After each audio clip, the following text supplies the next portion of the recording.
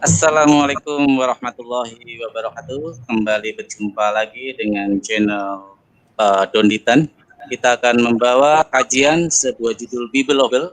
Kali ini di seri 023 sampai 024 membahas tentang Bible di dalam sebuah kajian-kajian yang sangat komprehensif, bukti-bukti seperti apa itu Bible sesungguhnya. Silakan untuk acara selanjutnya kepada Pak Dondi. Silakan Pak. Assalamualaikum warahmatullahi wabarakatuh. Wah, senang sekali saya ditemani Bang Farhan nih sama Sueb ya. Assalamualaikum Bang Farhan, Sueb, apa kabar? Waalaikumsalam warahmatullahi wabarakatuh, sehat. Bang Farhan sehat ya?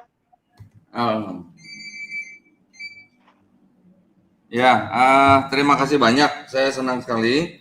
Malam ini saya ditemani oleh Bang Farhan nih, debater yang sedang naik daun nih katanya nih.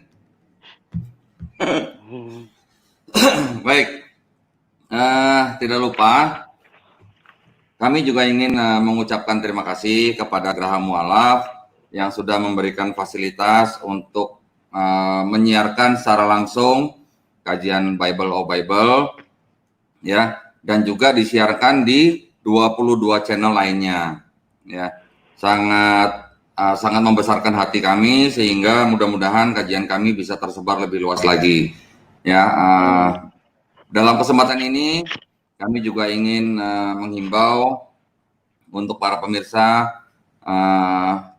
yang ingin menyisihkan rezekinya sebagai zakat, sodako, infak bisa menyalurkan kepada Yayasan Pembina Mu'alaf At-Tauhid di nomor rekening Bank Syariah Mandiri kode bank 451 1188 88 9995 dan mengirimkan bukti transfer kepada nomor 0812 3280 2080 dan juga pemirsa yang ingin berpartisipasi untuk wakaf di tanah seluas 6 hektar yang berada di lokasi Wonosalam, Jombang, Jawa Timur dengan harga per meter persegi Rp250.000. Silakan sesuai dengan kemampuan para pemirsa bisa mengirimkan ke nomor rekening yang tadi saya sebut dan mengkonfirmasi ke nomor handphone yang tadi sudah saya sebut juga. Ya, terima kasih atas segala partisipasinya. Mudah-mudahan sedekah atau zakat atau infak saudara atau wakaf saudara diterima oleh Allah Subhanahu wa taala. Amin amin ya. Baik. Untuk kali ini kita sudah memasuki kajian Bible of Bible nomor 023 dan 024 ya. Itu ya Bang Farhan ya.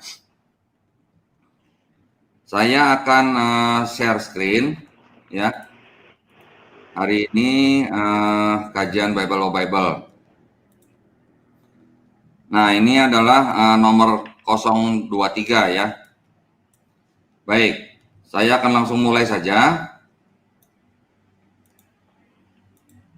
Nah, poin daripada nomor 023 itu adalah haruskah Injil itu diberitakan kepada semua orang, gitu ya.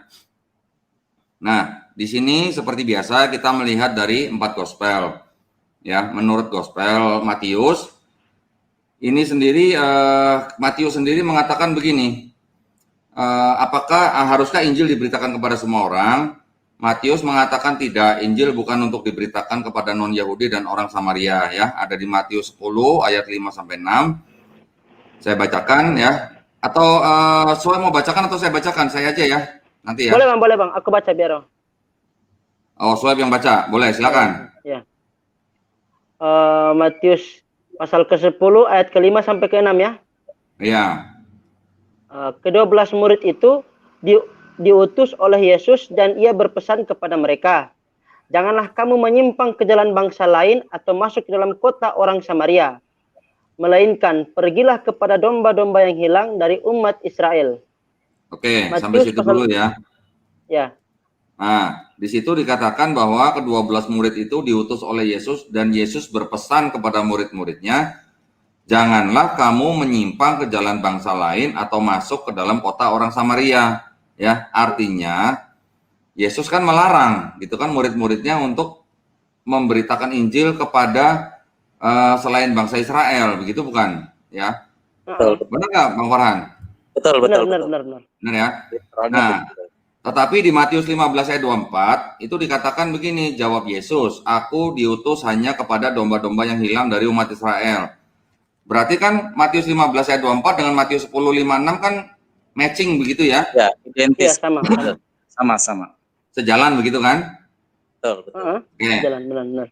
Nah, sekarang perhatikan di Matius 28 ayat 19. Karena itu pergilah, jadikanlah semua bangsa muridku, dan baptislah mereka dalam nama Bapa dan Anak dan Roh Kudus. Nah, menurut Bang Farhan gimana itu? Kenapa Matius 28 itu bertentangan dengan Matius 10 dan Matius 15? Kalau saya sih, pandangan saya materi ini pernah saya pakai debat juga. Jawaban saya adalah bangsa yang dimaksud di situ adalah ke-12 bangsa Israel, bukan bangsa-bangsa secara umum atau bangsa-bangsa keseluruhan di dunia ini. Itu kata bangsa di Oh, situ. gitu ya. Bangsa itu adalah bangsa Israel gitu ya. Betul. Merujuk kepada suku bangsa Israel yang 12 itu. Ya, tetapi kan ayat itu kan dipakai oleh misionaris dan pendeta-pendeta untuk memasukkan atau mengusahakan supaya orang-orang non Kristen bisa masuk ke Kristen, betul nggak? Betul, betul. Kan gitu. Dan ini yang dipakai dalam Kisah Para Rasul kayaknya. Ketika Paulus menyatakan bahwa dia diutus untuk menyebarkan agama dari non Yahudi. Ya, Para ya. Rasul berapa lupa saya. Nanti akan saya kasih lihat di Kisah Para Rasul banyak ayat-ayat yang bertentangan dengan Matius 10 dan 15 nih ya.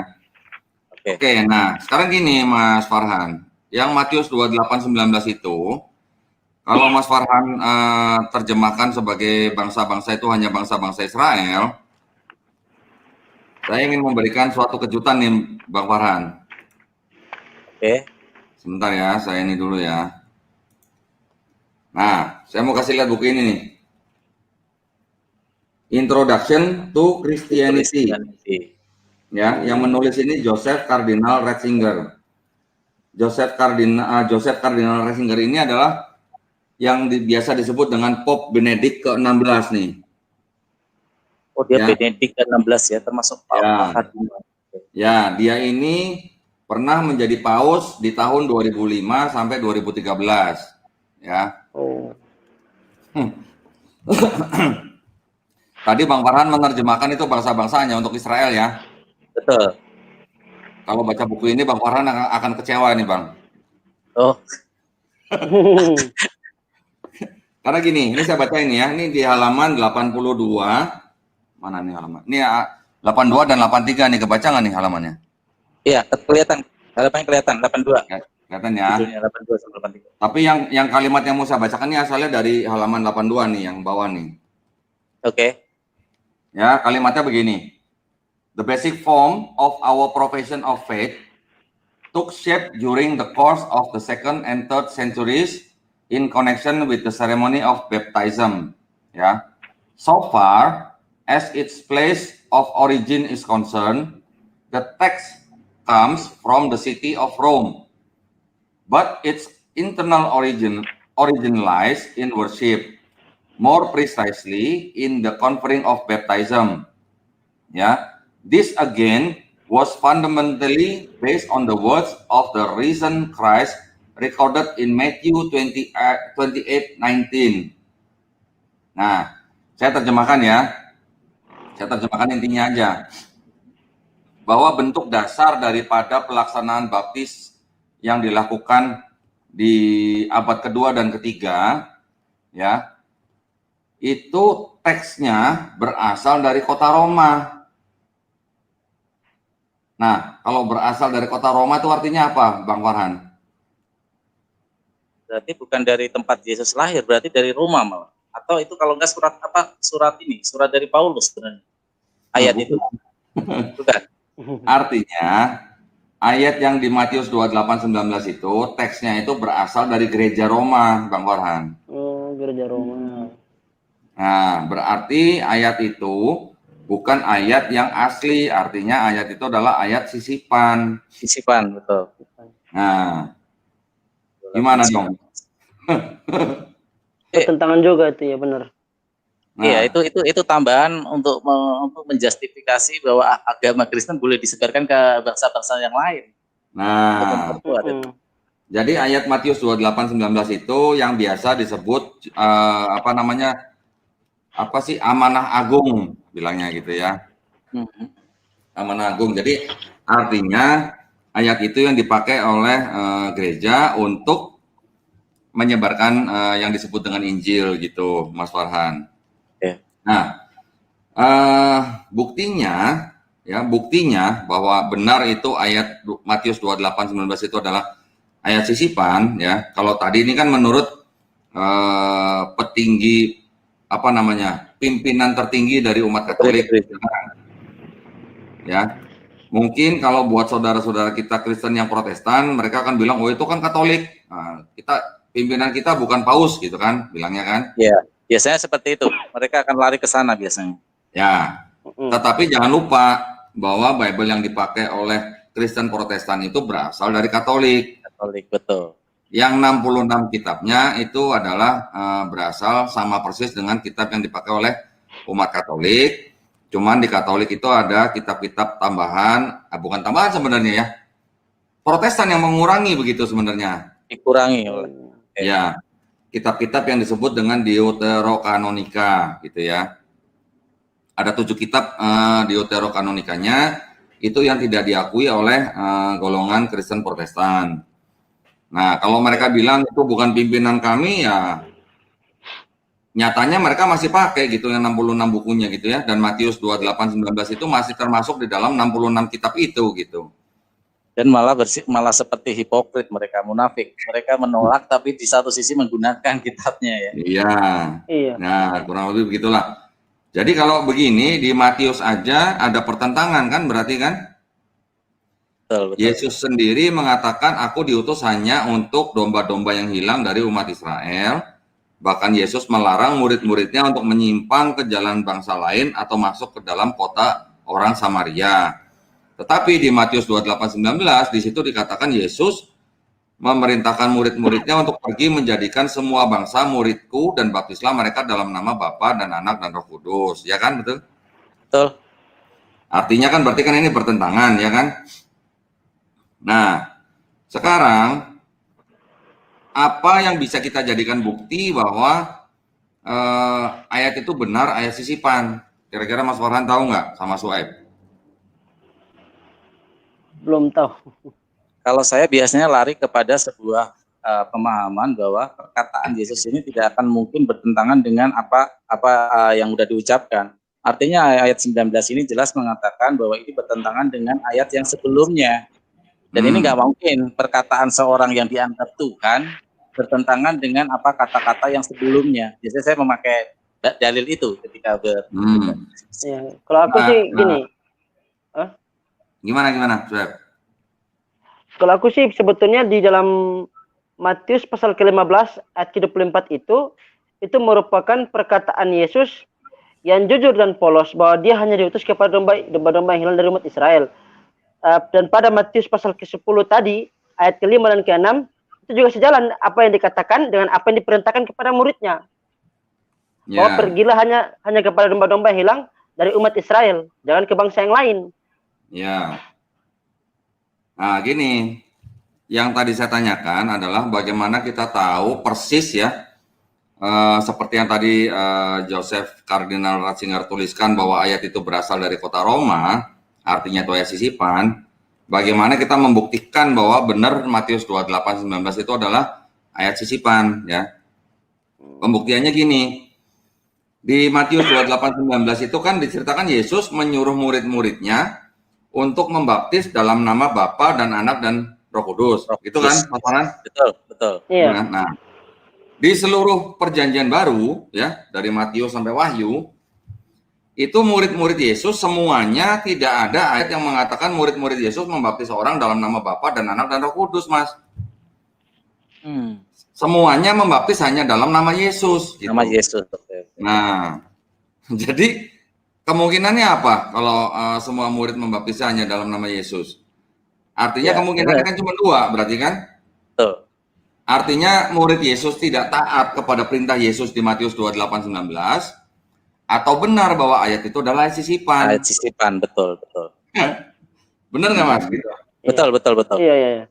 Berarti ayat ini adalah satu-satunya yang menyebut dalam pembaptisan Bapa, Anak, dan Roh Kudus ya, berarti ayat ini. Iya. Satu-satunya ya. Iya. Oke. Di seluruh perjanjian baru tidak ada cerita atau kisah murid-murid Yesus membaptis dalam nama Bapa dan Anak dan Roh Kudus. Tidak ada. Saya sudah cek. Saya sudah punya ayat-ayatnya di mana kisah semua murid-murid membaptis hanya di dalam nama Yesus. Gitu ya. Saya tidak perlu tampilkan di sini. Nanti kalau mau dialog atau apa bisa saya tampilkan. Gitu. Jadi gitu Mas Farhan, Sueb. Oke, Oh siap. iya, iya. Ya. Nah, berarti antara di dalam Matius sendiri kan sudah ada pertentangan tuh. Ya kan? Iya. Nah, di Markus kita sekarang baca. Coba Sueb tolong bacakan. Markus 16 ayat 15. Oke, siap. Markus pasal ke-16 ayat ke-15. Lalu ia berkata kepada mereka, pergilah ke seluruh dunia, beritakanlah Injil kepada segala makhluk. Nah, di sini kan lebih jelas lagi nih Mas Farhan. Pergilah ke seluruh dunia, gitu kan? Betul. Jadi artinya kan harus diberitakan kepada seluruh makhluk malah, bukan Iya, seluruh segala manusia makhluk, iya loh. benar. Ini ayat yang sering saya jadikan ini nih. Ayat yang sering saya jadikan lelucon ini. Ketika saya berdiskusi atau berdebat, saya bilang mereka, kamu sudah hari ini sudah dombanya sudah dibaptis belum? Sudah diinjilin belum? Ini kadang sering saya pakai untuk meledek mereka. Jadi kalau segala makhluk berarti kan harus memberitakan Injil juga ke pohon ya.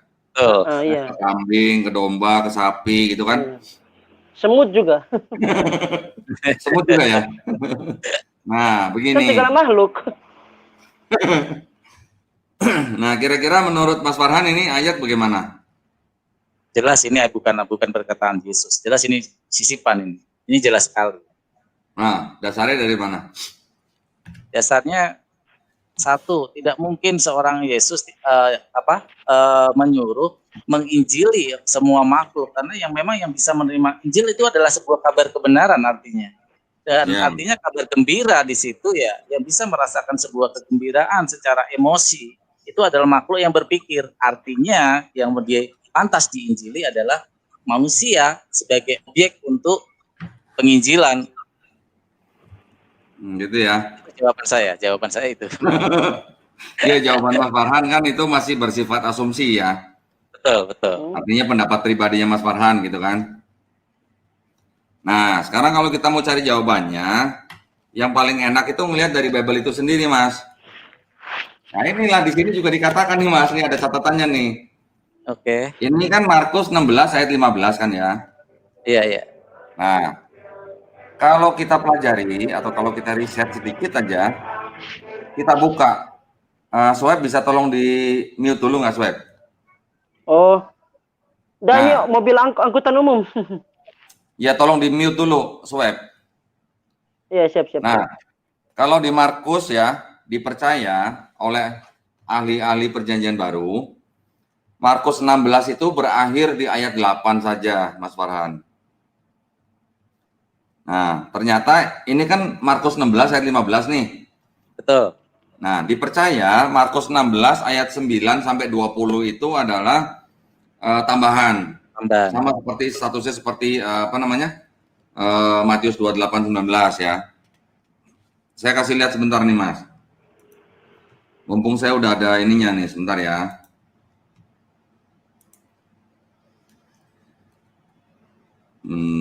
Sebentar. Mana ya?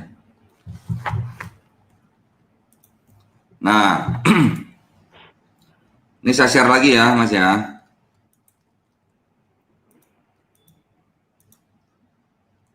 Ini ada tamu ya ini ya. Tadi siapa tadi? Sarifah ya. Mau masuk silakan. Mana kok nggak ada ya? Udah keluar lagi kayaknya. Oke. Oke. Sebentar ya, sebentar. Nah ini. Markus 16 ayat 8 sampai 20 ya. Nah, itu udah saya foto tuh ya, Markus 16 nih. Bentar, saya juga tunjukkan supaya nanti jangan dikira kita hoax nih. Ya, betul. Nih, Pasal berapa, Markus 16 nih. 16. Ya, ini di bawah catatan kakinya nih. Oke. Ya. Itu yang saya tandain kotak merah itu yang perlu kita perhatikan tuh, Bang Farhan. Ya, jadi di Markus 16 ayat 8 itu saya bacakan begini ya. Beberapa dalam kurung sedikit naskah dan terjemahan mengakhiri Injil Markus dengan bagian ini. Sehingga tidak memuat ayat 9 sampai 20. Lihat catatan berikutnya. Bagian ini kiranya dalam abad kedua Masehi baru ditambahkan. Nah, loh, gimana dong? Berarti Adanya di sini nih yang ditambahkan kata-katanya nih di pertama nih. Nah, ini nih. Kelihatan nggak, Mas? kelihatan dan sangat Oh, ini jelas. sangat di. Yang tulisan merah ini ya? Ya, yang kotak merah nih. Kelihatan nggak? Merah, oh ya. Kelihatan. Lihat catatan berikutnya, bagian ini kiranya dalam abad kedua, itu ya. Nah, nih. Bagian ini kiranya dalam abad kedua Ini Mas ini maksudnya Masehi ya. Ya, Mas itu. Masih. Baru ditambahkan pada Markus ayat 9:20 gitu. Pasti. Bagian penutup Markus ini pasti termasuk. Ya. Saya bacakan ya, saya teruskan ya. Iya, Bang. Nah, bagian penutup Markus ini pasti termasuk ke dalam kitab suci dan diinspirasikan. Ini belum berarti bahwa ayat-ayat ini juga dituliskan oleh Markus. Dan sangat diragukan apakah sungguh-sungguh termasuk ke dalam Injil, sebagaimana digubah oleh Markus. Memang ada kesulitan besar timbul dari keadaan naskah-naskah yang memuat Markus.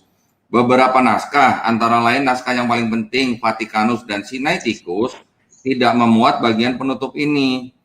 Ada juga beberapa naskah yang memuat bagian penutup lebih pendek, seperti dalam terjemahan ini disajikan. Lihat catatan di atas. Ya, ada 4 naskah yang menyajikan berturut-turut bagian penutup pendek dan bagian penutup panjang, yaitu ayat 9-20. Akhirnya ada 1 naskah yang menyajikan bagian penutup panjang, tetapi menyisipkan antara ayat 14 dan 15. Sisipan ini. Dan untuk membela dirinya, mereka mengatakan dunia kejahatan dan ketidakpercayaan ini adalah di bawah kekuasaan iblis. Saya lanjutkan ya. Ya, ini iblis tidak mengizinkan bahwa apa yang dibawa roh-roh najis menangkap kebenaran dan kekuasaan Allah, maka hendaklah sekarang menyatakan kebenaranmu. Begitu mereka berkata-kata kepada Kristus, dan Kristus menjawab, batas tahun-tahun kekuasaan iblis sudah genap, tetapi lain-lain hal yang mendahsyatkan sudah dekat, dan aku serahkan kepada maut bagi mereka yang berdosa, supaya mereka berbalik kepada kebenaran dan tidak berdosa lagi, dan begitu mendapat warisan di surga, yaitu kemuliaan kebenaran yang rohani dan tidak jatuh binasa. Kutipan-kutipan para pujangga gereja juga agak kacau dan sedikit tidak keruan. Ya, boleh ditambahkan juga bahwa antara ayat 8 dan 9 cerita terputus. Dari lain pihak sukar diterima bahwa Injil yang asli sungguh-sungguh berhenti dengan ayat 8. Karenanya sementara ahli mengandaikan bahwa bagian penutup asli hilang entah karena apa. Maka orang mengubah bagian penutup yang sekarang ada, ayat 9-20. Bagian ini merupakan ringkasan cerita-cerita tentang penampakan Yesus, dan gaya bahasa ringkasan ini berbeda sekali dengan gaya bahasa Markus. Namun demikian, bagian penutup yang sekarang ada, ayat 9-20, sudah dikenal dalam abad kedua Masehi oleh Tatianus dan Irenaeus. Ini pun terdapat dalam kebanyakan naskah Yunani dan naskah-naskah terjemahan. Tidak dapat dibuktikan bahwa penggubahnya Markus, tetapi menurut Sweet, bagian penutup ini merupakan peninggalan sejati dari angkatan Kristen yang pertama. Kira-kira gitu, Bang Farhan. Jadi ternyata Markus 16 ayat 15 ini rupanya juga ayat sisipan gitu. Nah, ini ada tamu nih. Assalamualaikum, Mbak. Siapa? Syarifah Elinda ya? Itu muridnya Unirifa itu. Speak up, Syarifah. Oh ya. Itu mute-nya tolong dibuka. Loh, malah keluar. Oke, Pemalu ya. kita tadi sampai di nomor 23 ya, Bang Farhan ya. Iya. Ya, nomor 23. Nah, gimana ya? Kita lanjutkan ya. Dilanjut. Ini saya lagi Baik. nyatet. Nah, Saya catetin semua. untuk topik yang tadi, yang nomor 23, haruskah Injil diberitakan kepada semua orang itu tidak tercatat di Lukas dan tidak tercatat di Yohanes, Bang Farhan? Padahal mereka kalau Lukas bukan murid asli Yesus ya dia. Lukas dipercaya itu adalah tabibnya Paulus, Bang Oh. Farhan. Oke. Ya. Nah, sebentar, ini ada tambahan lagi sepertinya nih. Nah, seperti tadi kan Bang Farhan menyebut-nyebut dalam Kisah Para Rasul kan? Iya. Ya. Di Kisah Para Rasul, coba Suat tolong bacakan Kisah Para Rasul yang 16 ayat 6. Kisah Para Rasul pasal ke-16 ayat ke-6. Mereka melintasi tanah Frigia dan tanah Galatia karena Roh Kudus mencegah mereka untuk memberitakan Injil di Asia. Nah, artinya apa? Artinya mereka kan tidak boleh kan untuk memberitakan kepada non-Yahudi kan? Iya. Betul. Injil di Asia. Nah, sekarang ada yang kontradiksi nih dalam Kisah Para Rasul nih. Coba bacakan Kisah Para Rasul yang 8 ayat 5. Dan Filipus pergi ke suatu kota di Samaria dan memberitakan Mesias kepada orang-orang di situ. Berarti Filipus melanggar perintah Yesus apa enggak tuh ke kota Samaria tuh? Melanggar karena di pasal Matius pasal berapa tadi lupa ya. Itu kan hanya Samaria dilarang kan, dilarang keluar sampai ke Samaria kan. Nih, Matius 10 ayat 5. 5 sampai 6. Nah, kita lanjutkan coba yang di Kisah Para Rasul 15 ayat 3. Kisah Para Rasul ayat 3. Kisah Para Rasul pasal 15 ayat ketiga. Mereka diantarkan oleh jemaat sampai keluar kota, lalu mereka berjalan melalui Fenisia dan Samaria. Dan di tempat-tempat itu mereka menceritakan tentang pertobatan orang-orang yang tidak mengenal Allah. Hal itu sangat menggembirakan hati saudara-saudara di situ. Ya, lanjut Kisah Para Rasul 22 ayat 21. Kisah Para Rasul pasal 28. Oh ya, siap. Tetapi kata Tuhan kepadaku, pergilah sebab aku akan mengutus engkau jauh dari sini kepada bangsa-bangsa lain. Selanjutnya, sebab itu kamu harus tahu bahwa keselamatan yang daripada Allah ini disampaikan kepada bangsa-bangsa lain dan mereka akan mendengarnya. Ya. Artinya di dalam Kisah Para Rasul sendiri ada pertentangan kan berarti kan? Iya, pertentangan. Apakah Injil itu diberitakan kepada semua orang atau tidak gitu kan? Ada yang mengatakan tidak, ada yang mengatakan iya gitu kan? Ayat-ayatnya itu ada semua kan? Iya, ada. Nah, kalau kita lihat lagi tulisan daripada Paulus, coba silakan Suhaib baca Galatia 2 ayat 2. Galatia pasal 2 ayat 2. Aku pergi berdasarkan suatu pernyataan, dan kepada mereka kuberitakan Injil yang kuberitakan di antara bangsa-bangsa bukan Yahudi. Dalam percakapan tersendiri kepada mereka yang terpandang supaya jangan dengan percuma aku berusaha atau telah berusaha.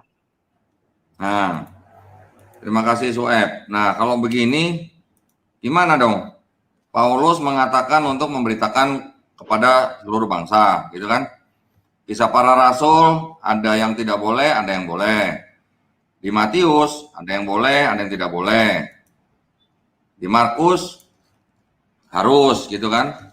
Tetapi di Matius ternyata ada ayat palsu, di Markus juga ada ayat palsu. Jadi kalau begini, menurut Bang Farhan sama Suhaib nih, yang salah yang mana gitu Bang? Iya. Ya kita kembali kalau saya menghadapi kayak gini, biasanya saya pakai analogi gini. Pasal 5, Matius 10:5-6 itu jelas kalau dari ayat itu tidak bertentangan bahwa memang Yesus di dalam pengajarannya pun ketika masih hidup, dia tidak ke bangsa-bangsa lain. Seandainya Yesus memang untuk bangsa-bangsa lain, pasti semenjak hidup pun Yesus akan melalang buana untuk mengabarkan itu. Nah, ini yang jelas ayat-ayat yang memang untuk bangsa-bangsa yang lain, apalagi ada ayat Asia segala gitu. Itu jelas ayat-ayat yang tidak otentik gitu. Ya. Nggak, jadi yang salah yang mana gitu Bang? Kenapa? Yang salah yang mana? Yang salah ya yang membuat tambahan-tambahan itu. Iya benar. Sisipan ini yang salah kan? Sisipan itu yang salah, benar. Karena sebenarnya harusnya gini ya, kalau bagi kita ya umat muslim yang kita kan memakai logika kita kan dipakai ya kan, akal itu kan anugerah dari Allah kan untuk berpikir kan, menentukan hal ini masuk akal atau enggak, bukan karena kita menafikan hal-hal yang tidak masuk akal, enggak. Allah di dalam Islam pun kita percaya hal-hal yang memang tidak memerlukan nalar gitu kan. Kita kadang-kadang berpikir pada imanan, tapi keimanan yang tidak masuk akal itu justru seperti kita berjalan di lorong gelap tanpa lampu, terantuk-antuk terus kayak gini akhirnya nanti. Nah, makanya saya sih percaya bahwa ayat itu memang kalau dipikir secara nalar, kita melepas dogma-dogma dan doktrin ke teologisme kita, keagamaan kita, saya yakin bahwa siapapun yang berpikir sehat bahwa itu bukan dari Yesus ayat-ayat itu. Oke ya. Berarti kita, Sueb, ada tanggapan nggak? Yang salah yang mana, Sueb? Sebetulnya tadi kalau sama seperti aku bilang tadi itu di Matius 15 ayat ke-24 itu udah sangat jelas loh. Karena merupakan pengakuan Yesus yang jujur dan polos bahwa dia hanya diutus kepada Bani Israel, dan di mana diperkuat juga dia memberikan perintah kepada muridnya bahwa jangan pergi ke bangsa-bangsa lain.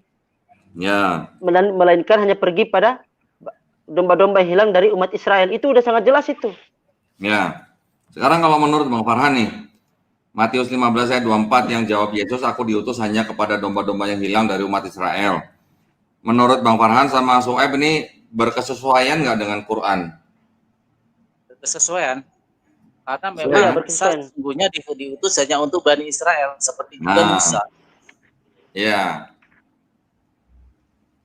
Artinya, seperti dulu pernah saya bilang, bahwa di dalam Bible itu masih ada ya sisa-sisa kebenaran ya.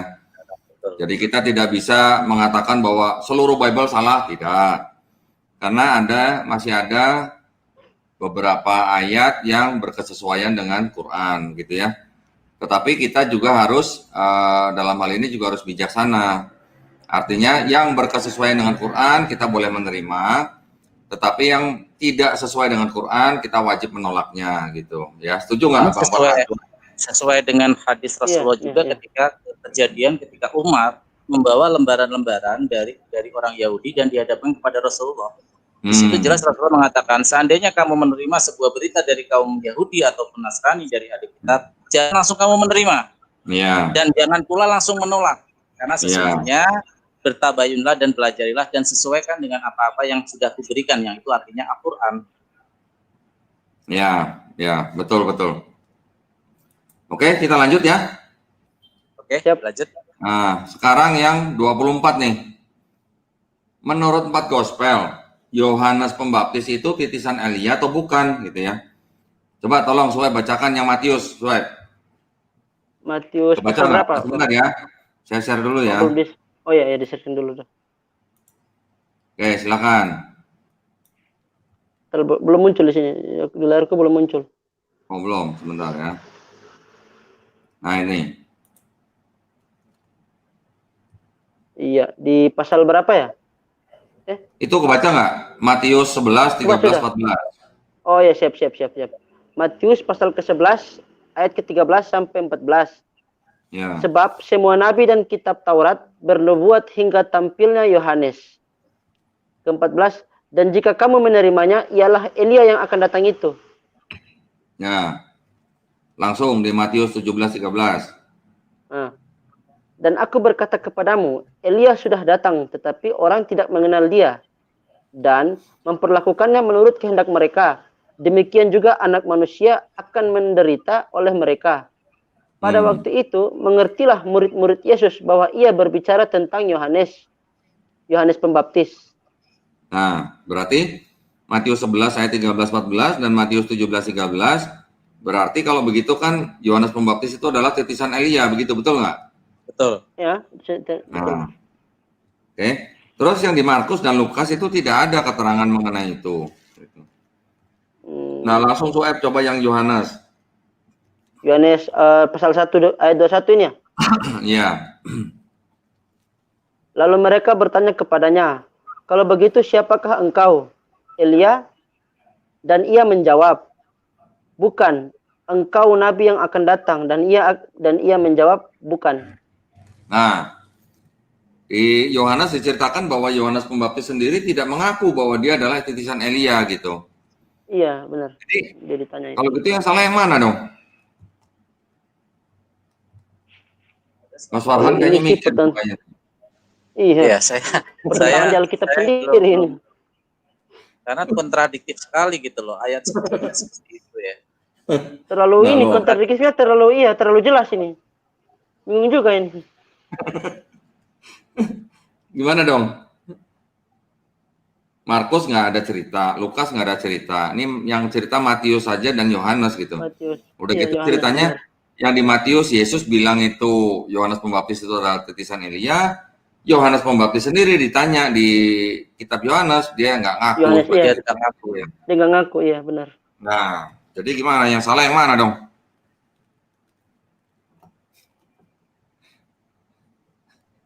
Nah, pada diem semua. Saya masih bingung ini. Kalau menurut saya yang benar sih, Masih yang bingung. benar sebenarnya sih memang dia bukan ini ya. Dia bukan Elia yang dinubuatkan Elia itu kayak. Nah, gini artinya di internal Kristen sendiri masih terjadi perdebatan apakah Yohanes Pembaptis itu yang disebut dengan titisan Elia atau bukan gitu ya.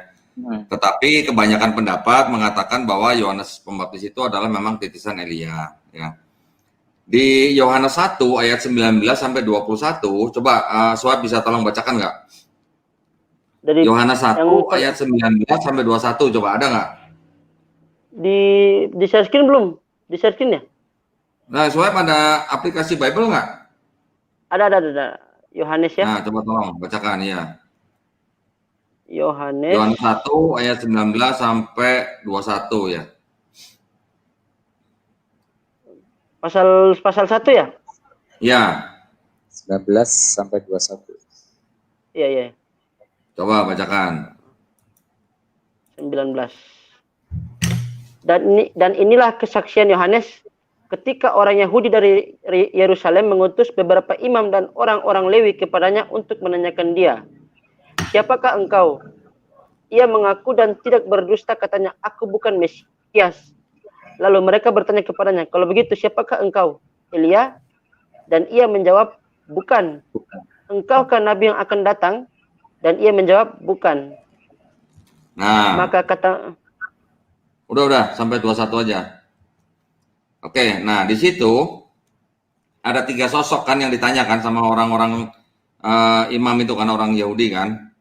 Iya, Bang. Ada 3 sosok yang ditanyakan, apakah Iya, Mesias, Bang. Elia, apakah Elia, apakah nabi yang akan datang. Nabi yang akan datang, ya. Mengenai Yohanes Pembaptis itu titisan Elia atau bukan, itu tadi kita serahkan kepada saudara-saudara kita yang Kristen ya untuk menyelesaikan ya.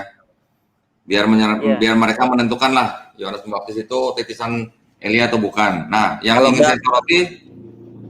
saya soroti adalah 2 sosok yang terakhir. Kalau yang disebut dengan Mesias siapa? Coba Bang Farhan atau Swipe.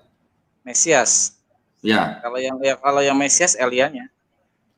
Siapa? Elia kan Mesias. Bukan. Kalau yang disebut Mesias itu, oh ya, Yesus, Mesiasnya Yesus. nah, Yesus kan? Yesus kan? Nah, Islam sendiri juga mengakui bahwa Isa kan adalah Al-Masih, begitu kan? Al-Masih. Kristen semuanya sepakat bahwa Yesus adalah Kristus atau Mesias, begitu kan? Mesias. Nah, jadi tadi titisan Elia, entah itu Yohanes Pembaptis atau bukan, biar saudara kita Kristen yang menyelesaikan ya. Jawab. Mesias sudah setuju bahwa semuanya Kristen mengakui bahwa Yesus adalah Mesias. Nah, yang terakhir nih, Nabi yang akan datang, itu kira-kira siapa, Mas? Yesus. Nah, kok Yesus? Enggak. Karena hari itu kan udah ada. Ini kan Nabi akan datang, Bang. Nabi yang akan datang ya, Nabi yang akan datang. Iya, Nabi akan datang. Salam. Siapa? Pasti Rasulullah. Nabi Muhammad Shallallahu Alaihi Wasallam. Dari mana, Mas? Berikutnya. Karena dari mana? Taunya dari mana? Akan ada Nabi yang akan datang. Iya. Itu kan di zamannya Yesus berarti kan. Itu kan nubuatan buat nabi sebelumnya berarti. Yang akan datang sesudahnya kan berarti kan. Iya. Enggak, maksud saya gini. Dari mana atau dasarnya apa Mas Farhan bisa mengatakan bahwa itu untuk Nabi Muhammad Shallallahu Alaihi Wasallam? Dari mana ya? Saya karena nggak pernah tahu ayat ini untuk nubuat, saya nggak pernah tahu. Saya biasanya di ulangan 18 tuh ya, 15 sampai ayat 20 itu yang saya familiar untuk nubuatan Rasulullah. Ini saya malah baru tahu. Nah, ini baru tahu. Untung ikut Bible ya. Ilmu baru ini. Karena saya biasanya nubuatan di ulangan 18 ayat 15 sampai ayat 20. Itu yang ini. Sama di Mazmur ya, di Mazmur juga ada. Ini malah saya baru tahu ini. Menarik ini. Nah, artinya gini Mas Farhan. Kalau dari perspektifnya Yahudi ya, ulangan 18 itu adalah untuk Yosua, penerusnya Musa gitu ya. Karena Yosua itulah yang meneruskan kepemimpinan Musa memimpin bangsa Israel untuk masuk ke dalam kota yang dijanjikan ya. Yosua bin Nun ya? Ya, betul, Yosua bin Nun. Nah, kalau menurut saudara kita yang Kristen, ulangan 18 itu adalah untuk Yesus ya kan, dengan segala macam argumennya gitu kan. Tetapi kan kita harus melihat nih Yohanes 1 ayat 19 tadi sampai 20 ya. Pada masa Yesus masih hidup nih, masih berjalan di atas bumi, itu kan nubuat itu belum tergenapi gitu. Betul nggak? Iya. Betul. Iya, benar. Masih dipertanyakan. Masih dipertanyakan kan siapa titisan Elia, siapa Mesias, siapa nabi yang akan datang itu, betul kan? Betul. Iya, benar. Nah, artinya kalau Elia tadi udah saya katakan itu anggaplah Yohanes Pembaptis, gitu kan? Internal mereka lah ya. Nah, internal. Nah, Mesias siapa lagi kalau bukan Yesus? Kan gitu. Iya, benar. Kita berdua Kristen dan Islam sama-sama. Kalau ini kompak tentang Mesias. Tinggal siapa nabi yang akan datang itu siapa gitu loh. Gini, Mas Farhan. Saya bukannya menentang kalau nabi yang akan datang itu adalah untuk Nabi Muhammad Shallallahu Alaihi Wasallam. Tetapi selama tidak ada nama di dalam Bible yang jelas-jelas kita bisa temukan, ya kita tidak perlu mengklaim dengan arti itu pasti untuk Nabi Muhammad SAW gitu. Itu jangan juga gitu Mas. Betul. Tinggal kita lempar aja ke Kristen gitu loh. Elia Yohanes Pembaptis, Mesias Yesus. Nabi yang akan datang itu siapa gitu loh. Kan gitu aja. Suruh mereka mikir sendiri aja gitu loh. Apa mau diserobot semua untuk Yesus, kan serakah namanya kalau gitu kan. Iya, nggak bisa. Standar ganda itu mah. Dan di samping itu secara konteks waktu juga nggak tepat, karena waktu itu kan nubuat itu keluar ketika Yesus masih ada. Berarti nggak mungkin namanya nubuat itu pasti buat ke masa mendatang. Ya, walaupun di Kisah Para Rasul dikatakan bahwa Yesus itu adalah nabi yang ditulis oleh Musa ya.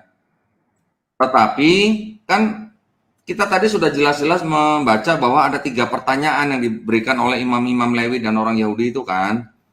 Iya. Ada Elia, ada Mesias, ada nabi yang akan datang.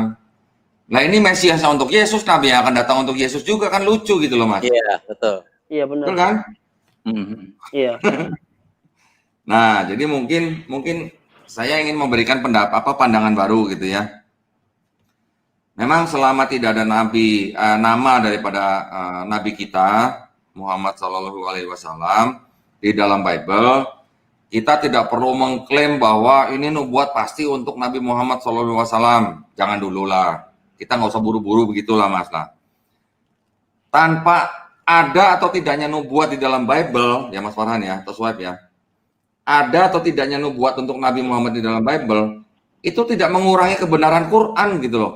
Mas Farhan. Iya benar. Setuju banget saya, setuju. Ya? Benar itu. Iya benar. Setuju benar. Betul. Iya benar, setuju. Nah, Setuju.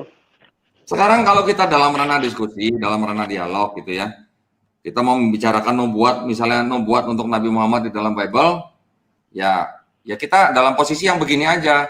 Oke, karena nggak ada namanya, tinggal kita tanya sama saudara kita yang Kristen, Mesias untuk Yesus, Elia untuk Yohanes Pembaptis, Nabi yang akan datang itu untuk siapa gitu loh.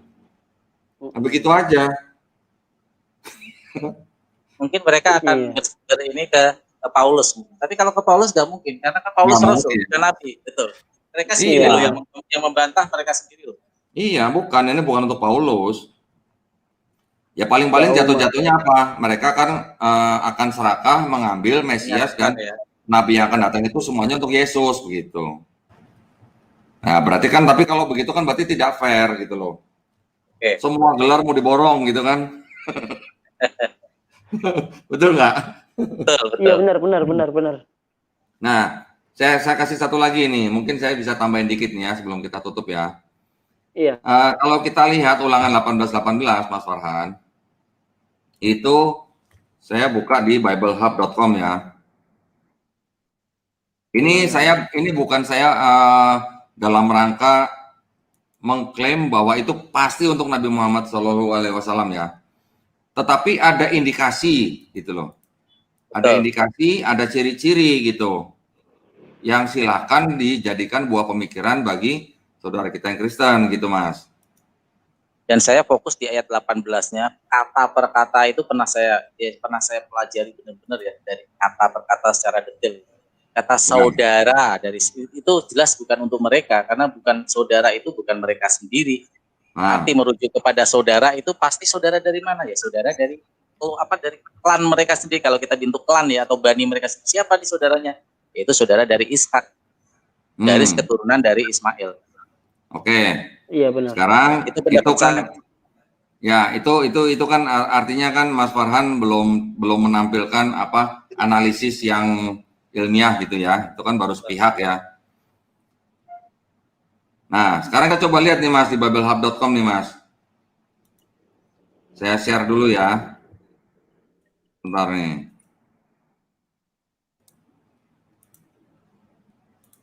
Oke. Kelihatan nggak Mas? Udah. Kelihatan ya. Di situ kan ada kata-kata ada 4 kolom kan di situ kan ya. Ada kolom Strongs, ada kolom Hebrew, ada kolom English, ada kolom morfologi gitu kan. Iya. Nah, saya bacakan dalam bahasa Inggris dulu nih ya. Itu Deuteronomy 18:18 kan ya, ulangan 18:18 ya. Iya. Bahasa Inggrisnya menerjemahkan begini, a prophet I will rise up for them from among their brothers. Ya, like you and will put my words dan seterusnya gitu kan. Oke. Nah, Mas tolong perhatikan di dalam bahasa Hebrew-nya dikatakan apa? Nabi Akim lahem mikereb ahehem ya. Sampai situ aja. Ini ada yang mau saya tunjukkan nih Mas nih. Perhatikan di baris yang keempat ada kata mikereb ya. Mikereb ya. Mikereb.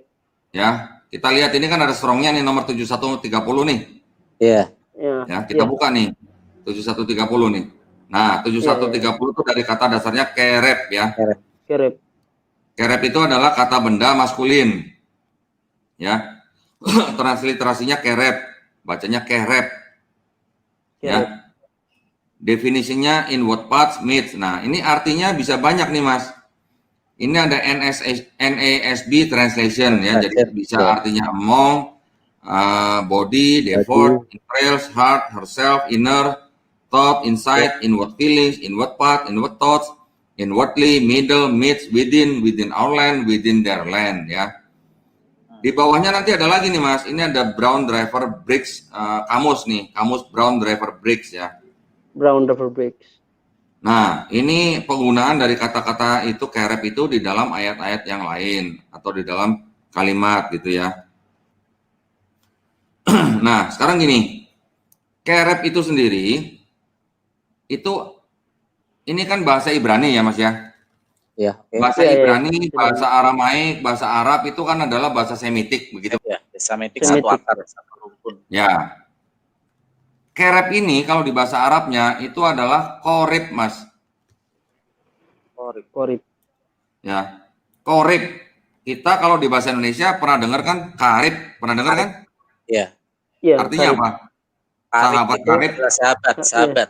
Iya, sahabat dekat.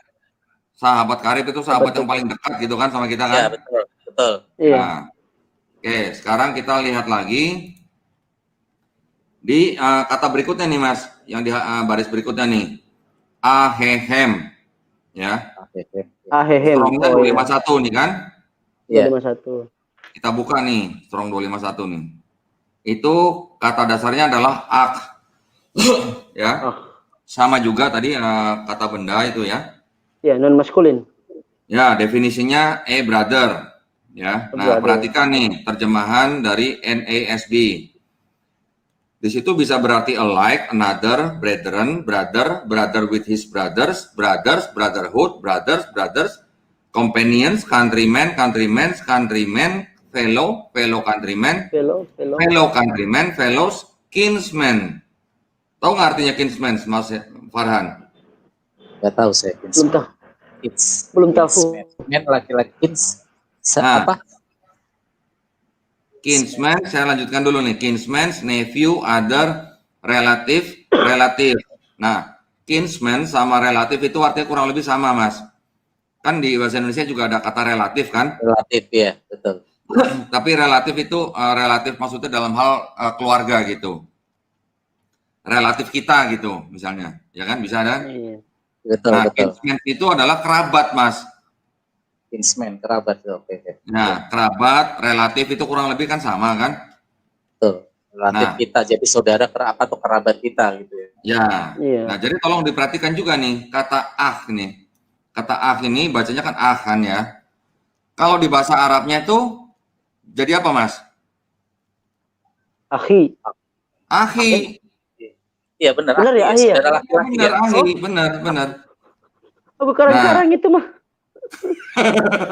Satu akar ya, benar-benar sama ya. Iya. Sama kan? Betul. Iya benar. Tadi kerep Ya. menjadi korib ya, diserap Iya. bahasa Indonesia menjadi karib gitu kan. Kata di Arab itu adalah akhi.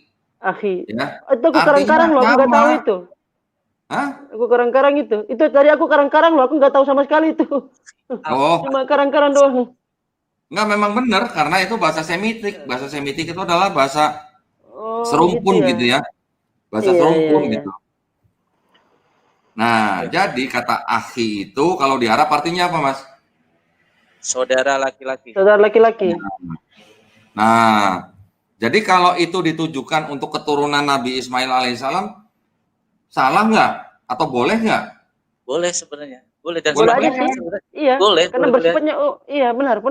Saudara Nah, dan iya. saudara dan Rizka kan laki-laki dan kerabat. Arti kerabat di sini saya justru kuncinya di kerabat ini. Di kerabat ini artinya bukan dari kalangan mereka sendiri, karena kerabat itu pasti dari klan yang lain, dari garis keturunan yang lain harusnya. Kerabat. Iya, Seumpama benar. saya contoh, saya punya bapak saya ini adalah kakak adik sama bapaknya Bang Sueb. Berarti kan Sueb ini kerabat. Ketika saya berbicara dengan anak saya, ini loh warisan ini buat kerabat kita. Berarti kan bukan buat anak keturunan saya, tapi buat keturunan yang dari pihak ayah saya, yaitu kerabat kita gitu. Ya. Makin menguat. Berarti gimana dong? Boleh nggak? Atau masih masuk akal nggak kalau ulangan 18 itu bisa ada kemungkinan untuk Nabi Muhammad SAW? Kemungkinan jelas sih. Kalau menurut saya, karena memang saya konsen di awal, konsen saya di nubuatan Rasulullah cuma ayat ini 18 ini. Ya, oke. Ada kemungkinan ya. Artinya kan boleh-boleh saja, kita sah-sah saja kan untuk mengemukakan hal itu kan. Kristen juga boleh menafsirkan itu untuk Yesus ya. Kita juga boleh dong itu untuk Nabi Muhammad SAW kan.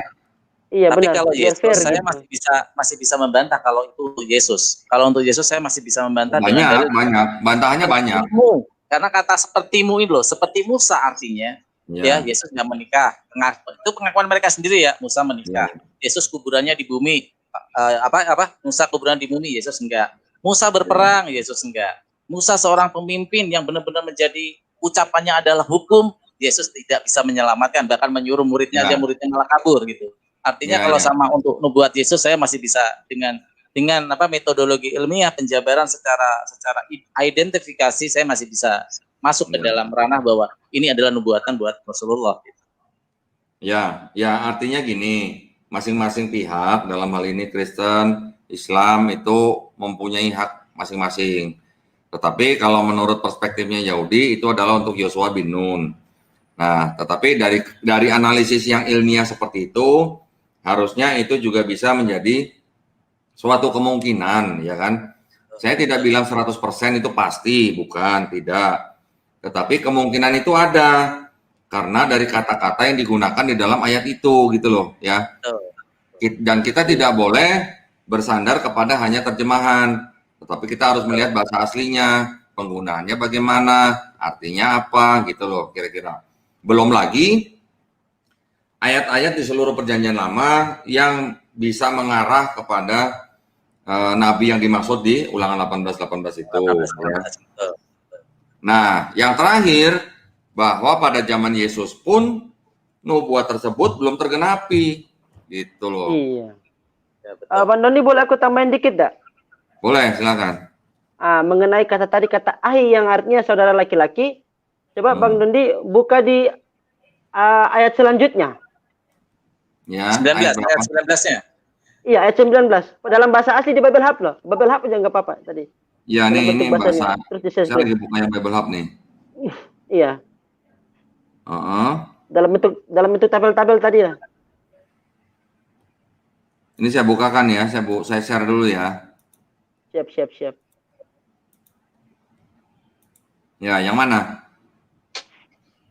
Ntar belum muncul di sini. Aku belum muncul.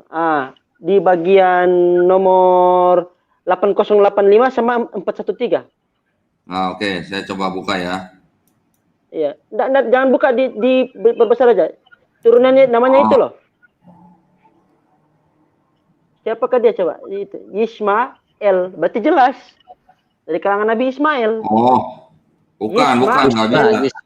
Isma. Nggak bisa. Oh, nggak bisa ya? Begitu. Nama itu bukan nama itu. Oh, itu maksa.com itu swab. Maksa. Jangan seperti itu metodenya. Jangan karena ada suara-suara yang mirip terus itu Ismail, bukan begitu. Itu ada kalau Ismail itu kan nama orang. Nama orang itu tidak bisa diterjemahkan gitu. Ya, Prof. Iya. Jangan terlalu ini swab. Jangan semangat banget. Saya lagi iseng-iseng terus kelihatan. Waduh, ini Ismail. Bukan. Oke, nah sampai di situ aja kajian kita malam ini. Sampai di nomor 24 ya. 24. Ya, nomor 24.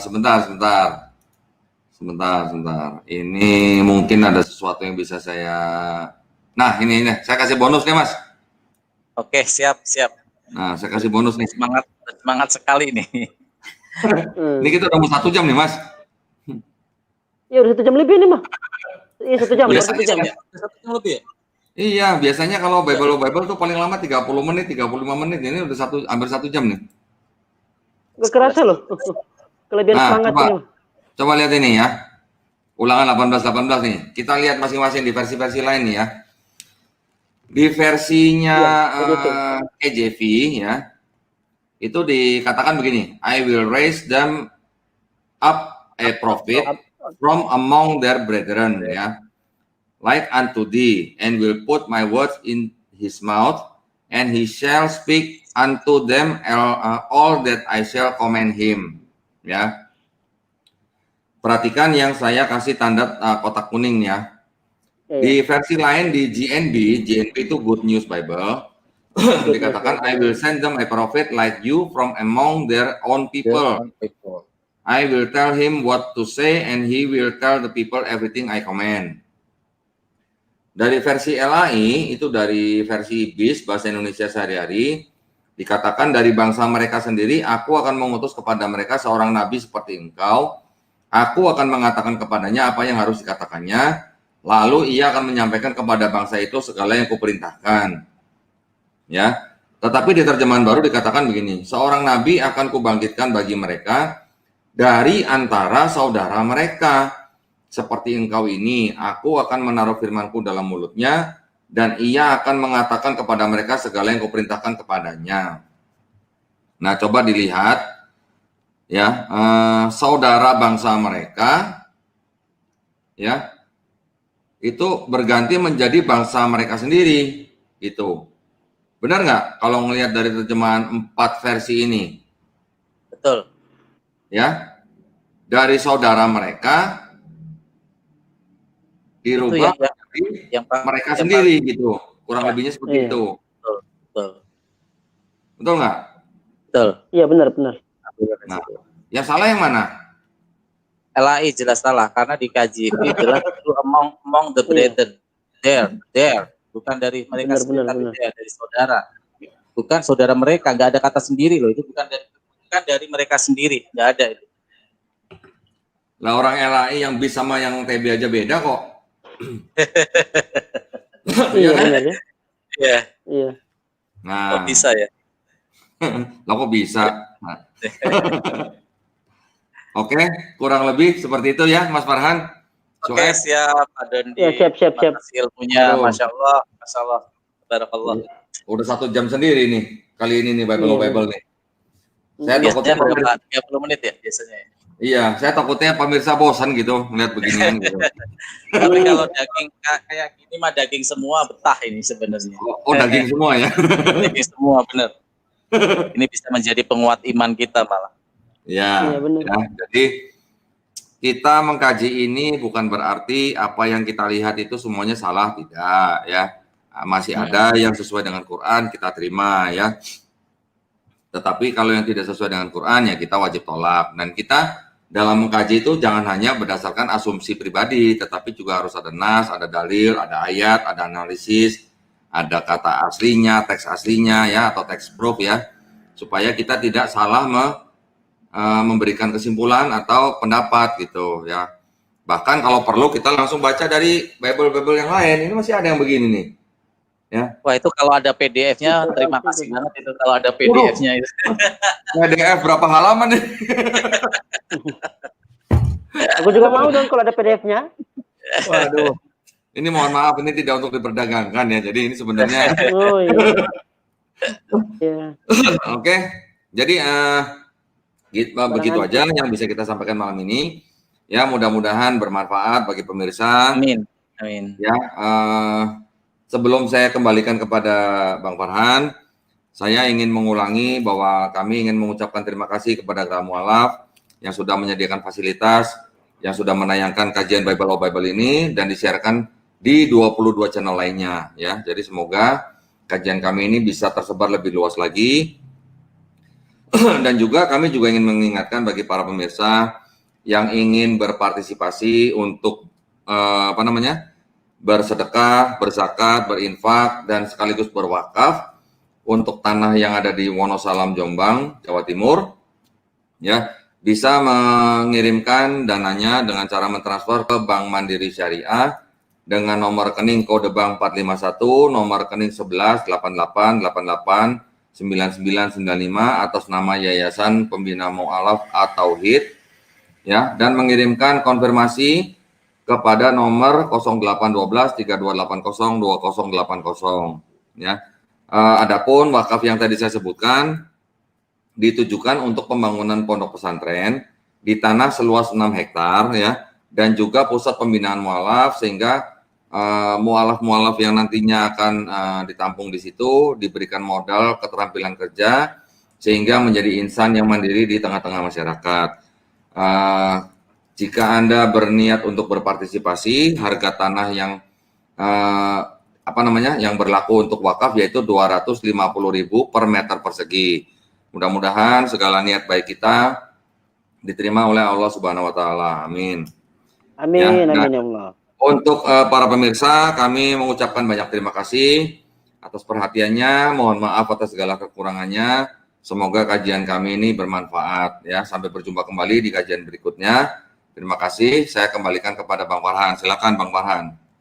Oke, terima kasih Pak Dondi. Terima kasih Hafiz Web. Selesai sudah kajian kita Bible of Bible edisi 023 sampai 024. Semoga kajian kali ini memberi manfaat dan ilmu, semakin mempertebal kita keyakinan kita bahwa Islam adalah agama yang benar, Islam adalah agama yang hak. Terima kasih kepada semua. Saya ucapkan bagi Islami dina wa Muhammadin nabiyya wa rasulullah. Amin. Wabil taufiq wal hidayah. Wassalamualaikum warahmatullahi wabarakatuh. Waalaikumsalam Waalaikumsalam warahmatullahi wabarakatuh.